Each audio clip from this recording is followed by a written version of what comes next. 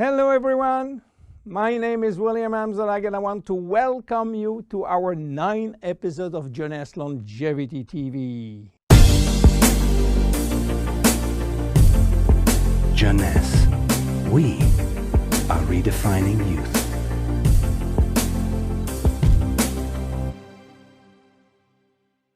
Obesity, or should I say globesity. Today, obesity is a worldwide epidemic disease. There is an outrageous eruption of a worldwide obesity even in the countries where not so long ago famine was the #1 health issue. The fatness of the world is changing rapidly, and this is very disturbing because it's going out of proportion and nobody can get any control of this new epidemic.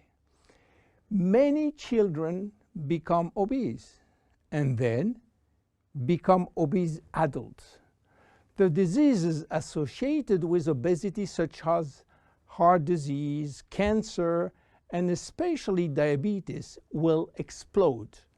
That will mean a lot of sick people all over the world. The cost in terms of death, diseases, and money spending is just astronomical. Think about today. There is in the world about 3 billion people overweight and 800 million real obese. The cost of obesity in the United States is about 150 billion per year, which is 10% of the total US medical cost. So, what is the difference between overweight and obese? Overweight means that you gain only few kilos above standard, from 1 to 15 kilos for adults. Above this threshold, you're considered as obese. If you wish to get more detailed information, then you have to calculate your BMI, which means your body mass index, by using the following formula: your weight in kilo divided by your height in square meters. If your BMI shows score under 18.5 per square meter, it means that you need to gain weight. You are underweight. If it is between 18.5 and 25, you are in normal standard.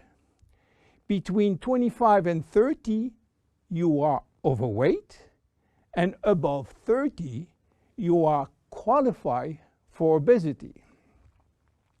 Note that BMI is a standard tool which do not apply in extremes like very tall people or very small people, and also should be adapted to children.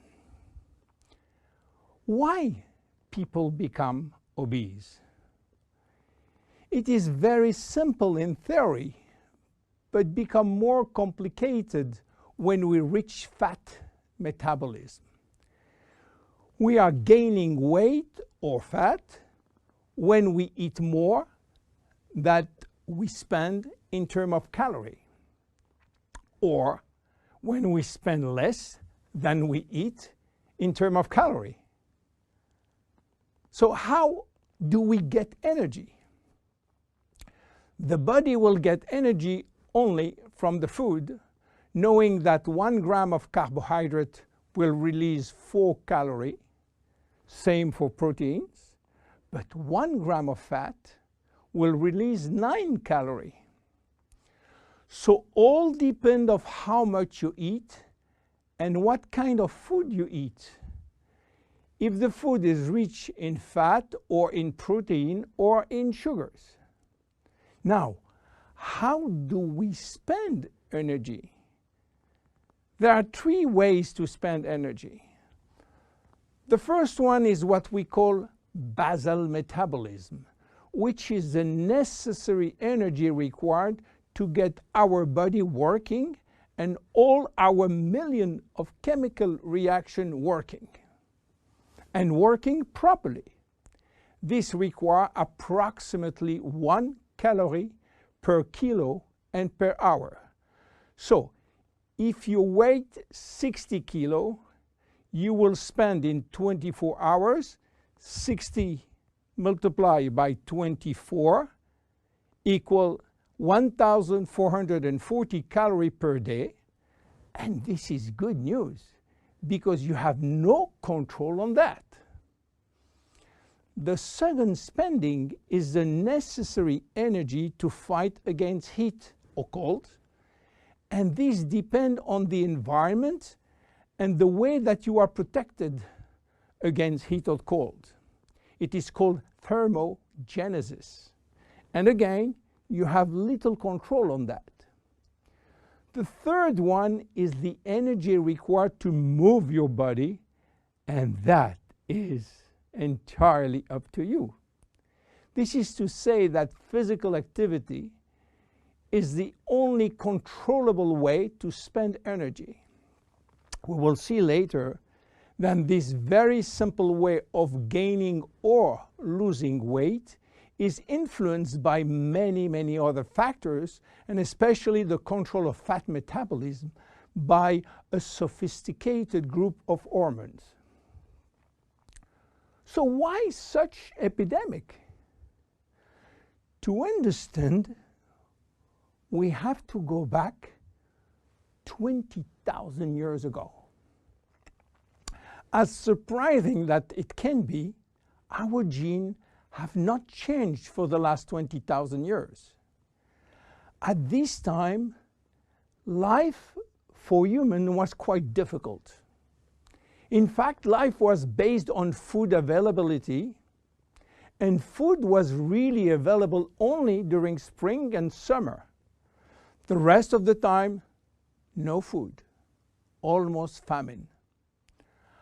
Our genes has to adapt and to work in accordance with this alternance of abundance and famine, and they create a kind of energy storage. The fat cell was born. This cell has the capacity to store all kinds of energy derived from fat, from carbohydrates, and even proteins. It can increase 50-fold its size and retain energy in the form of triglycerides. Because of uncertainty of food availability, our genes were oriented toward the saving mode, which means that every time we eat, all the energy coming from the food was oriented in the storage facility. What happened 20,000 years later? Our genes are still oriented towards saving mode, but there is no more famine. On the contrary, the new society offers an extreme abundance of food rich in calories, and that all over the year. And guess what happened? Everything is going first in storage. And once in storage, it is very difficult to get out. You understand now why it is very difficult today not to gain weight or fat. But there is another factor. 20,000 years ago, in order to bring food at home, men were hunting, fishing, or climbing trees to get fruits. And that was a huge energy spending mode. Today, with the new technology created for lifting heavy items or escalator or elevator, we reduce drastically our energy spending. You understand now why it is so easy to gain weight or fat. What are the consequences of obesity in terms of health and longevity? To make a long story short, it is a disaster. Being and staying obese will lead to a long list of chronic diseases, including cardiovascular disease, diabetes, cancer, metabolic syndrome, and consequently a drastic shortening of life. That will not account for the uncomfortable physical, emotional, and mental consequences of being heavy for ourselves and for our relationship. In terms of aging, obesity is shortening telomeres, increasing DNA damage, and reducing stem cell pool. So what to do for reducing obesity? Obviously, it is quite difficult considering the worldwide effort of the medical community with so small results.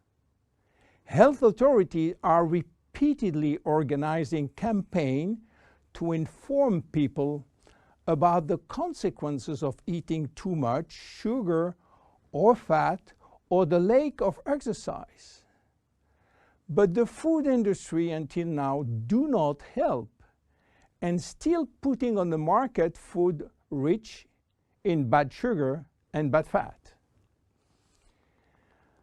The first step is to be convinced that improving your lifestyle, which means improving your nutrition, your physical activity, managing your stress and your emotion, in order to stop impulsive eating, will be a very good action to preserve your life and your longevity. The second step will be to use specific food supplements to help managing your fat metabolism and rebuild the muscles that you lose when lacking exercise. This is why Jeunesse decided to create a new line of product specially designed to counteract craving, to help fat metabolism, and to reduce muscle loss. Be with us in our next episode dedicated to the Zen Body line. My name is William Amzalag, and I will see you on our next episode. Thank you.